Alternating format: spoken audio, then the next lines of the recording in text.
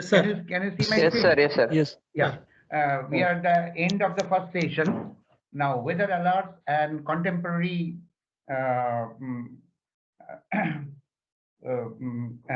contemporary alert system. It has assumed a very important role today. Look, with I just tell you last years uh, when it struck in the coastal part of West Bengal and Odisha, I was there in the control room, and the alert was so perfect.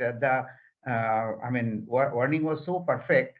The landfall was almost very close to the uh, mm, I mean declared Amphan, time. sir. Amphan. No, Amphan was also. I will Sir, come. I will come to the Amphan experience. So Amphan actually started little earlier.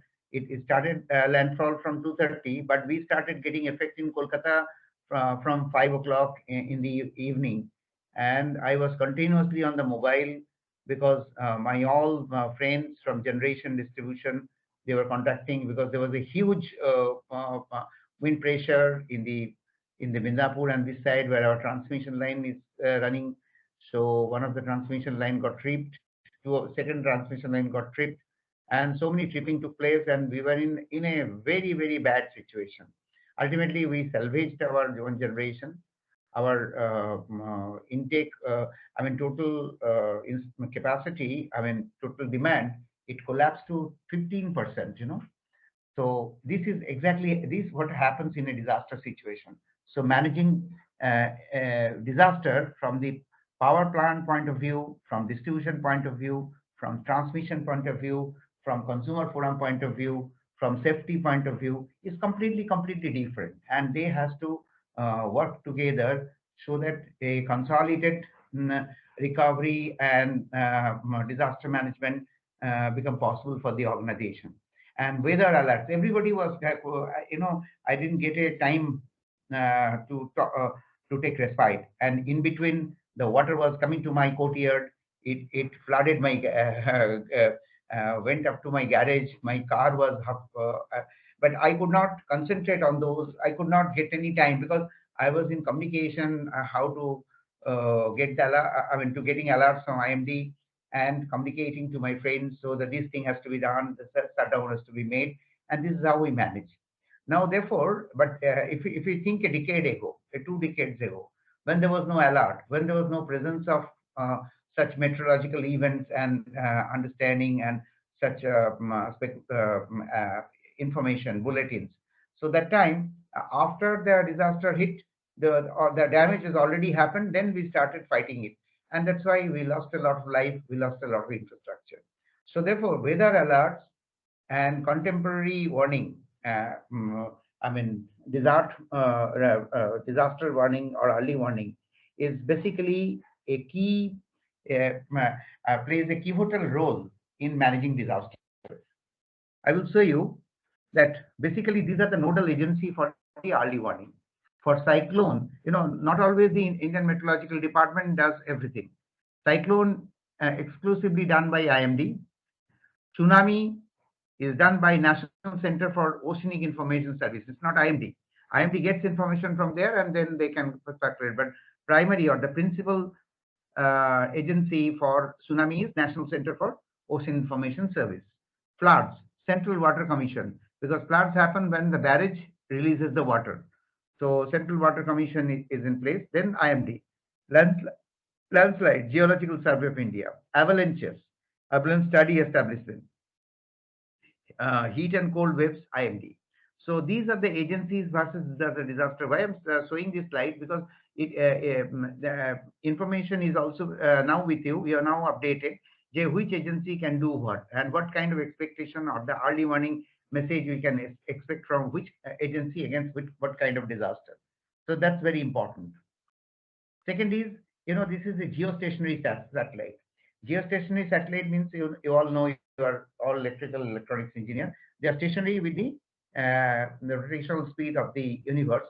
So they remain stationary at a particular orbit, at a particular latitude, longitude, and they are Kalpana, INSAT, INSAT 3A, INSAT 3D. They basically focus on the in India and surrounding countries and take the weather alert. Now, this weather alert goes to our central meteorological department at Delhi, from where it gets disseminated to the region. Apart from that, we also get weather information from Russian observatory, from Japan and Singapore, this observatory. And these data gets collated at around 10:30, 11 o'clock in IST for India, and then gets circulated. So whatever the message we get is basically collated, cooked data. And that's why it is so important. And nowadays, you see, the accuracy is becoming very high. What I was referring to, yes, the landfall time was so accurate, the speculation was so accurate. I came to know that it will not hit Kolkata. It didn't hit Kolkata. There was a little drizzling, there was little wind blow, but it didn't make any damage. But for Amphan, they very clearly said that it is going to hit Kolkata. And it hit Kolkata and it ravaged the city. So therefore, once I get this information, at least and the cyclone information we get very quickly. I mean, we get almost a week ago, because the depression forms, then the depression develops into depression, then depression into low pressure, then it's a cyclone. And even the IMD can tell very accurately within few hours, 6 hours before, whether landfall is going to happen. So based on which you can, evacuate people, you can take necessary precautions, you can shut down your plants, you can do whatever. You can shut down you can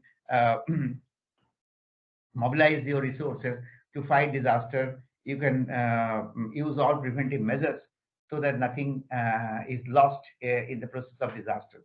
So this, therefore, the weather forecast has become a very important functions today. And Government of India, just Ministry of Science and Technical Affairs, I met one gentleman. He was Dr. He was Dr. Chaudhary in IIT Delhi. He basically he's an IS, and he's a very knowledgeable person. During our conversation, he was just discussing all the contemporary technology, all the modern sciences are being applied. And he also requested me, Mr. Chakraborty, you can also participate us, because I regularly, I regularly write papers in many technical, I've been invited for various presentations and technical papers. So in context to that, he said, your papers are very enriching. So you start working on that. I said, okay, I will do. So they are basically trying to connect various scientific organizations. Just I mentioned NIDM. A lot of academicians are there. They are doing a lot of research, and NIDM are conducting a lot of research. They're funding a lot of research projects for developing the early warning, developing the special tools and tackles in fighting disaster. So disaster fighting has become a priority task for the government of India and the state governments. And I would all request you to keep yourself updated and develop your disaster management plan accordingly, SOPs, etc., so that during a disaster you can fight well. Your concept can give a better idea, and every organization will require a disaster management engineer. And this knowledge, whatever the knowledge you got from this session, from this interaction, you try to expand this knowledge by reading books, by reading. Google is a very good platform where you get a lot of good articles. And my papers, recently one of my paper has been published in ARO journal. It's an international journal, where you can see as a power utility what kind of infrastructure, what kind of initiative should be taken to fight a disaster. Another paper in an international journal was published on the fire incidents, where I analyzed through a different pie charts and a chart. What are the sources of fire in a city? And I took a lot of study for which reasons the fire takes place in a market, for which reason the fire takes place in a domestic installation, for which reason the fire takes place in a chemical industry, in a hospital, in a hotel. And these are quite phenomenal, because many people gets involved, many people, many fatal accidents to take place. Now, another concept that is coming in disaster management is the emergency operations center. It's just like a center where some nodal, senior nodal person will be there. He will be overseeing the things, and various department will work in the ground level. They will communicate, and this particular agency will coordinate with the top level. That means the emergency operations center for any organization. This should be at the central place. Say, for example, if you have, say, you are working in a municipal sector, where municipal has got a lot of wards, lot of boroughs, etc., etc. But centrally, during disaster, there should be a one or two places, nodal places, where all your senior peoples will be there. They will be provided with the all telephones, mobile, and even satellite phone if possible. There will be complete TV channels. There should be there so that all events which has been forecasted by the media, all of your members can see and take actions. Maybe some places where water has, I mean, there is a huge amount of water logging, and some electrocution has taken place. Some person, there is some fatal accident taken place. Maybe dead body is there.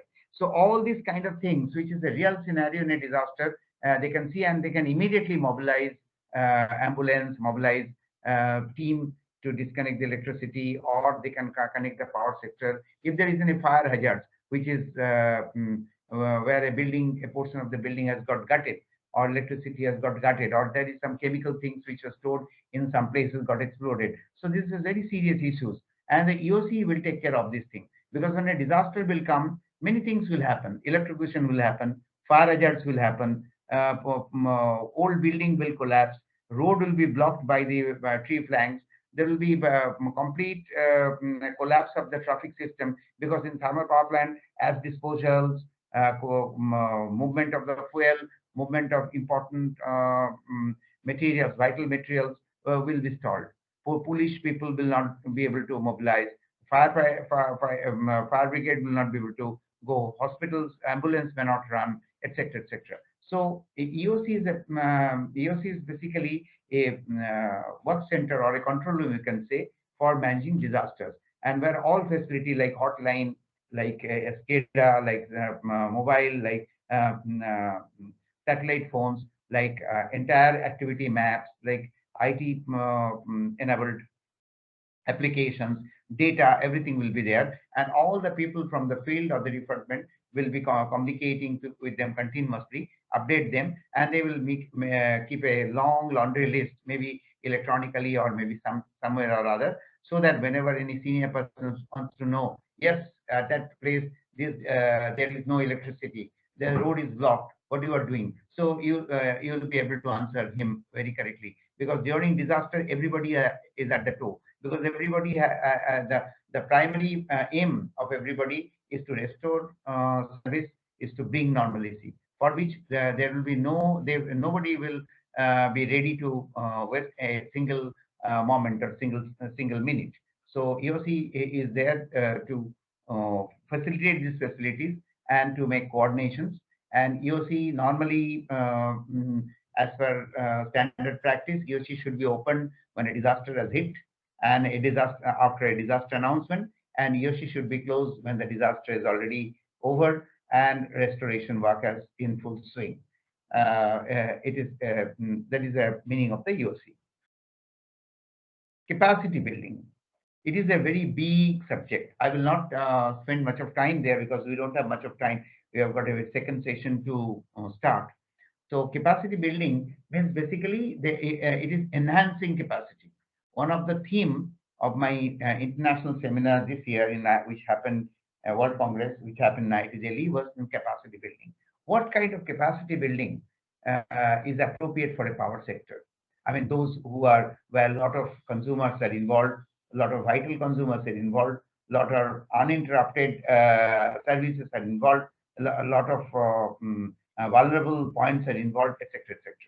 Now, capacity building, there are basically, I want, this is the program which you are attending from CBIP. It's also some sort of capacity building. It also gives you certain amount of orientation about the disaster, about the framework of disaster, about the Disaster Management Act, disaster management policy, the various kind of institutions which has been created by the government of India and state governments for fighting disaster. Who are the authorities? What are the kind of inputs we require? What are the facilities we need to create to fight disaster? So these are basically this thing. And unless and until you have a knowledge, even if you are provided with the facilities, you are provided with the materials, manpower, communication, you will not be able to do anything.